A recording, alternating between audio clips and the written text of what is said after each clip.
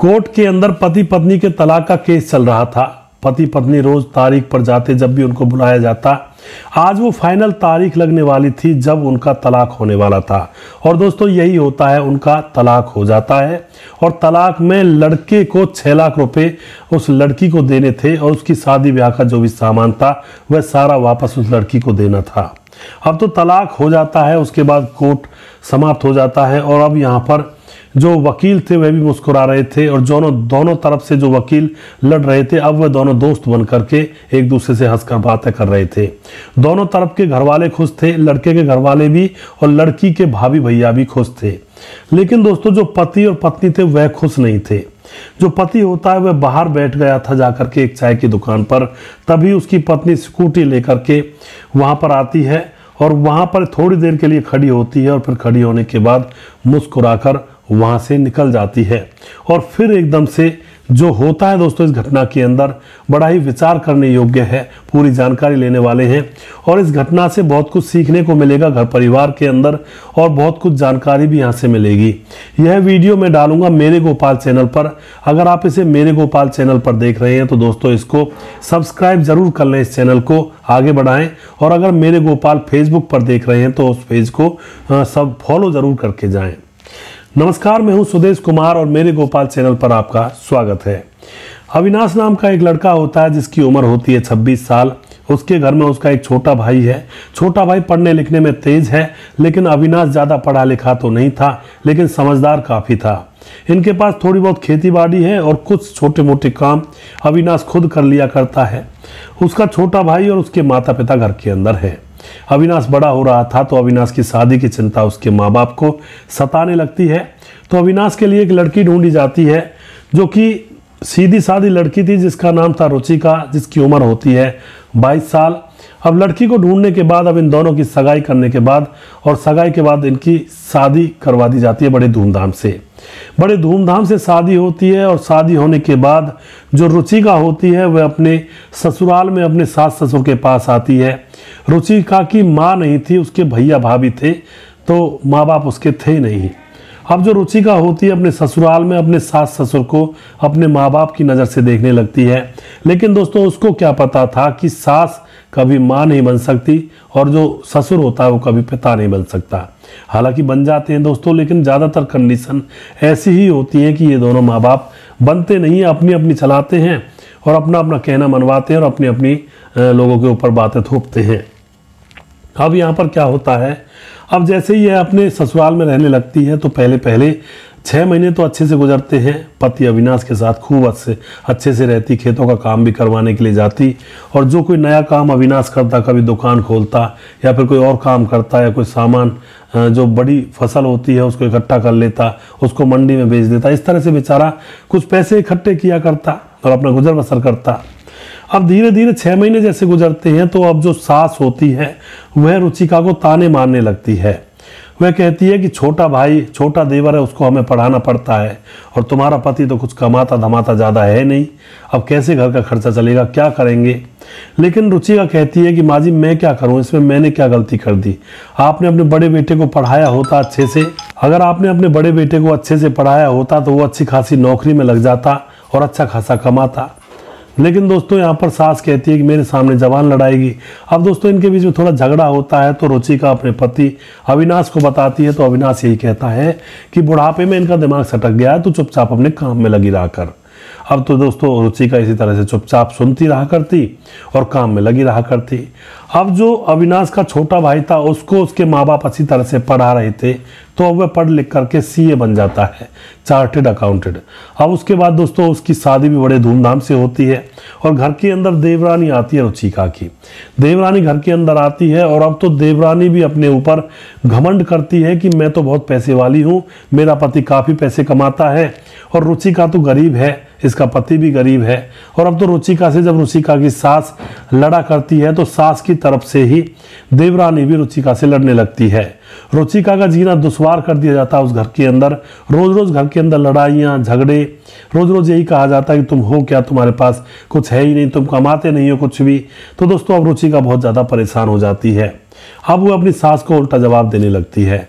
तो उसके पति को पता चलता है तो वह उससे खूब डांटता है कि मैंने तुमसे कहा था कि इनको उल्टा जवाब मत दे, जो ये कहे उसको चुपचाप सह ले और अपना काम करती रहे। लेकिन रुचिका कहती है कि मैं सह नहीं पा रही हूँ, अब तक तो मैंने बहुत सहन किया, लेकिन अब मैं कैसे सहन करूँ। रात दिन का लड़ना होता है इनका, तो खाना भी नहीं खाने देते, सांस भी अच्छे से नहीं लेने देते, रात दिन लगे रहते हैं दोनों सास बहू, यानी कि देवरानी भी और सास भी, दोनों इकट्ठी हो गई थी। अब तो एक दिन की बात है, पति बाहर गया हुआ था बाजार, शायद फसल को बेचने के लिए, और इधर रुचिका से उसकी सास और उसकी छोटी देवरानी जोर जोर से लड़ाई झगड़ा करने लगती हैं। तो अब रुचिका को बड़ा बुरा लगता है। वह भी कहने लगती है कि तुम लोग इकट्ठे होकर के मुझसे क्या लेते हो, मुझे क्यों परेशान करते हो। वह अपने पति के पास फोन करती है, अविनाश के पास। अविनाश कहता है कि तुम रुक जाओ, मैं अभी आने वाला हूँ, मैं तुमको समझा दूंगा, लेकिन तुम उल्टा जवाब मत देना। लेकिन दोस्तों यहाँ पर इतने में ही रुचिका का नंदेऊ और उसकी ननद जो पहले से ब्याही हुई थी वो वहाँ पर आ जाती है। और घर का माहौल देख करके जब इन तीनों के बीच में लड़ाई नहीं रुक रही थी तो जो नंदेऊ होता है वह रुचिका को उसके मायके छोड़ आता है। अब जैसे उसको मायके छोड़ आता है तो मायके में भैया भाभी पूछते हैं क्या हुआ रुचिका, तो रुचिका फिलो में बता डालती है अपने भैया भाभी को। अब तक तो नहीं बताती थी, क्योंकि इन चीज़ों को भैया भाभी को बताते हैं तो भाभी भी अपने ऊपर धींगड़ा बनने लगती है, यानी कि भाभी भी परेशान करने लगती। माँ बाप को तो बताई जाती है सारी चीज़ें, लेकिन भैया भाभी को शायद नहीं बताई जाती हो। तो रुचिका रोने लगती है कि मेरे साथ ऐसा ऐसा हो रहा है। अब जो भैया भाभी होते हैं वह रुचिका से कहते हैं कि अब वहाँ पर जाना मत और उनके ऊपर तलाक का केस डाल दे, और वो जो पैसे देंगे उन पैसों से अपनी ज़िंदगी गुजारना। अब तो अविनाश भी आता है जैसे ही घर, कहता है कि रुचिका कहाँ है। पता चलता है कि वह मायके चली गई। रुचिका पर भी फ़ोन करता है और उससे कहता है कि तू मेरे बगैर पूछे मायके चली क्यों गई। अब इसी बात से जो अविनाश होता है वह गुस्सा हो जाता है और दोस्तों अब रुचिका के पास फ़ोन करना बंद कर देता है। उधर रुचिका अब तलाक का केस डाल देती है। जब तलाक का केस डलता है तो अब जो अविनाश होता है उसको बड़ा धक्का लगता है कि ऐसी कौन सी बात हो गई थी जो तलाक का केस डाला। हम दोनों अलग रह लेते, एक बार कहती तो सही कि अलग रह लो, मैं अलग लेकर रहने लगता। लेकिन दोस्तों अब अविनाश को भी ऐसा लगता है कि अब मैं इसके पास फ़ोन नहीं करूँगा। तो दोस्तों तलाक का केस चलता रहता है। अविनाश अपने जीवन में व्यस्त था और जो रुचिका होती है उसके भैया भाभी उसके साथ थे। कोर्ट की तारीखें लगती हैं, तलाक 1.5 साल तक ये मामला चलता है। 1.5 साल के बाद अब रुचिका का तलाक हो जाता है। रुचिका का जैसे तलाक होता है तो रुचिका के भाभी भैया बहुत खुश हो जाते हैं और यहाँ पर कोर्ट फैसला देता है कि अविनाश 6 लाख रुपए रुचिका को देगा और उसका शादी का जितना भी सामान है वो वापस करना पड़ेगा। अब तो जो रुचिका के भैया भाभी होते हैं पैसों की चमक उनको अब बिल्कुल बावला कर देती है। और इधर जो अविनाश के घर वाले होते हैं वह भी ये सोचते हैं कि चलो आफत टली, रोज रोज के झगड़े होते थे अब कोई झगड़ा नहीं होगा। अब तो यहाँ पर दोनों ही परिवार वाले खुश थे। जो रुचिका के भाभी भैया होते हैं वह निकल जाते हैं घर की तरफ और रुचिका के भैया भाभी के बाद निकलने के बाद अविनाश के घर वाले भी घर की तरफ निकल जाते हैं। लेकिन दोस्तों अविनाश नहीं जाता है घर, वह वहीं कोर्ट के सामने बनी हुई चाय की टपरी पर बैठ जाता है और सारा नज़ारा देख रहा होता है घर वालों को जाते हुए। दोनों तरफ के घर वाले खुश थे।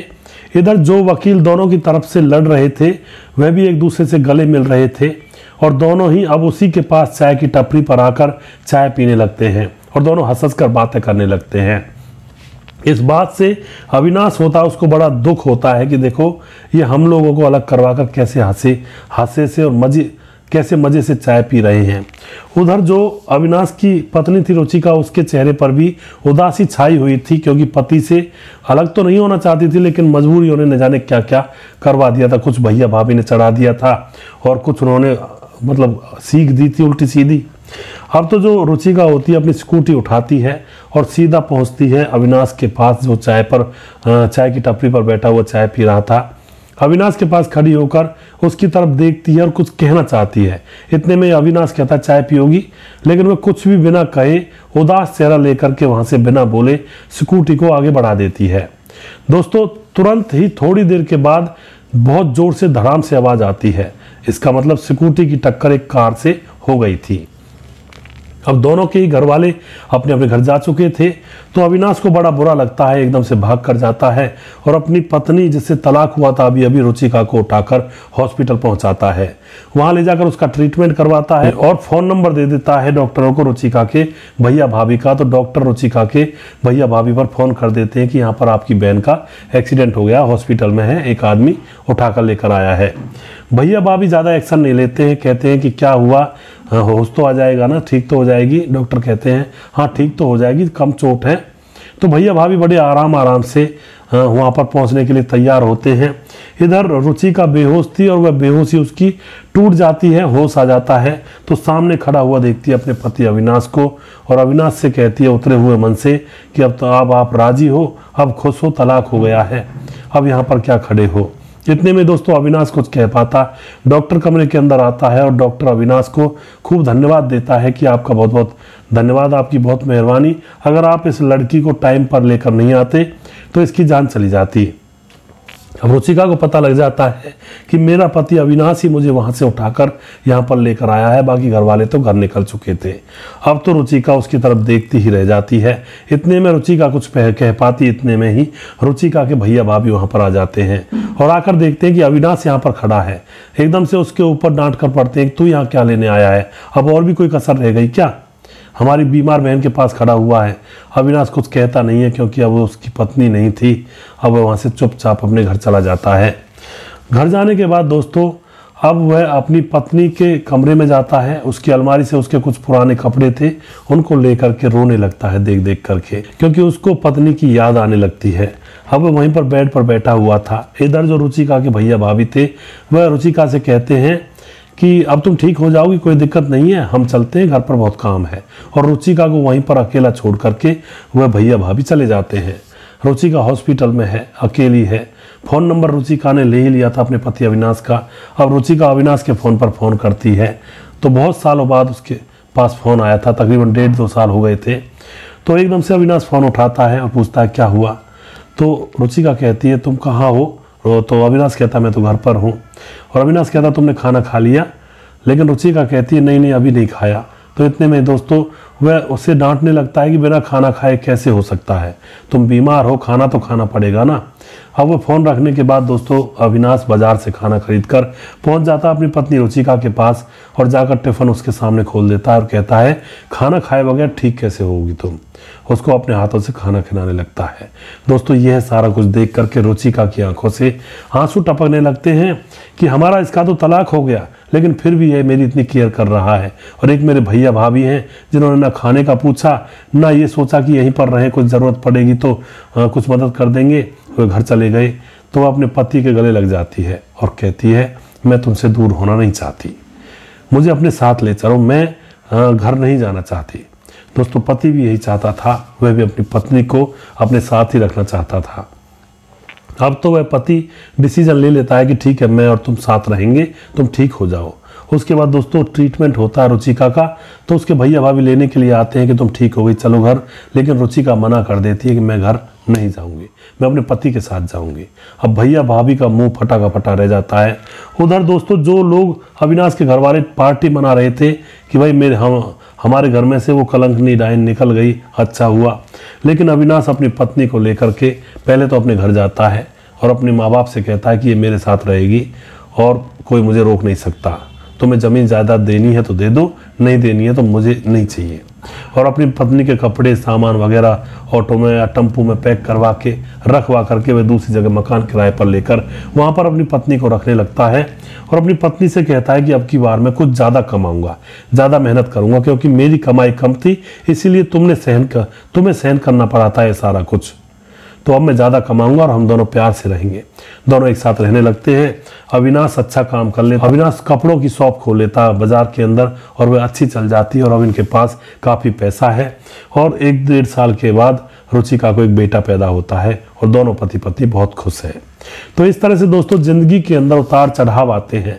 ज़िंदगी फ्लैट सरफेस फ्लैट नहीं है, यानी कि सीधा रास्ता नहीं है ज़िंदगी का, यह लहरों की भांति है, लहरों की तरह है, ऊपर नीचे सुख दुख ये लगे रहते हैं।